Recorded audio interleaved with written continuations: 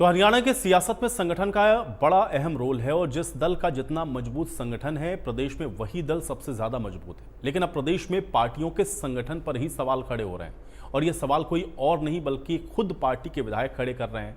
अब जेजेपी विधायक ईश्वर सिंह ने अपनी ही पार्टी पर निशाना साधा है। ईश्वर सिंह ने पूर्व डिप्टी सीएम दुष्यंत चौटाला को आड़े हाथों लेते हुए कहा कि दुष्यंत उनके बलबूते ही डिप्टी सीएम बने हैं, लेकिन अब जेजेपी पार्टी का अस्तित्व ही खतरे में है। अब ईश्वर सिंह ने आगे ये भी कहा है कि जेजेपी का प्रदेश में कोई संगठन नहीं है। ये रिपोर्ट आपको दिखाते हैं।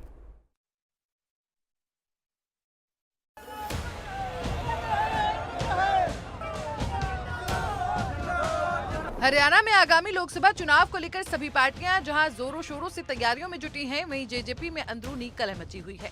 जहां दुष्यंत चौटाला ने अपने ही विधायक पर कटाक्ष किया तो वहीं विधायक ईश्वर सिंह ने भी उन पर जमकर हमला बोला। ये टीका वाले तो सारे जानते हैं, इनका बेचारों का खुद का कोई काम होता तो मैं करा दूं कर दूं, नहीं तो विधायक के लेवल पर तो शायद कोई सहयोग ना मिला। और एक नहीं थे, कई थे, फिर भी 4.5 साल कोई सा इस्तीफा दे के गया पार्टी से।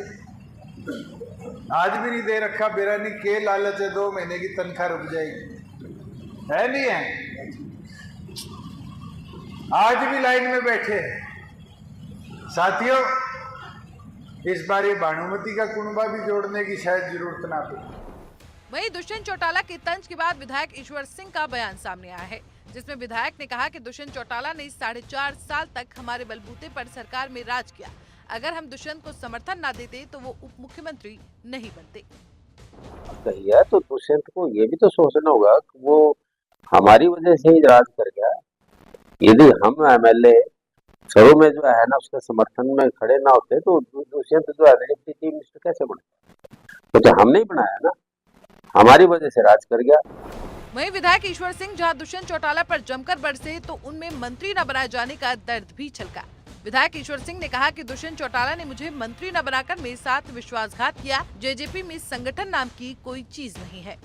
तो वो जो से नाराज थे, वो इसका जो है ना पास जाके तो उनको लाडला बना लो, कुछ किसी का बता दो जो है ना कौन कौन है वो नाराज है उनके साथ। एक तो आदमी होता है ना कि मेरे से भाग्य होकर का उनके गढ़ लग गए, प्यार में चले गए। यह संगठन नाम की कोई चीज ही नहीं थी। जो प्रधान बनाए और सारे के सारे ऐसे बना दी, वो आपको बच गए। मैं क्या करता है उसके अंदर काम किसके करता मैं? काम मेरे पास लोगों के 5 साल में जिसने एमएलए ने वोट दी है उसका भी था, नहीं दिया उसका भी था। पार्टी का जो काम था सबसे ज्यादा किया मैंने। दुष्यंत के पार्टी की खिलाफत करने वाले विधायकों के इस्तीफा देने के बयान पर ईश्वर सिंह ने कहा कि 2 महीने बाद सभी विधायक का इस्तीफा हो जाएगा। अभी इस्तीफा मांगने का कोई औचित्य नहीं है।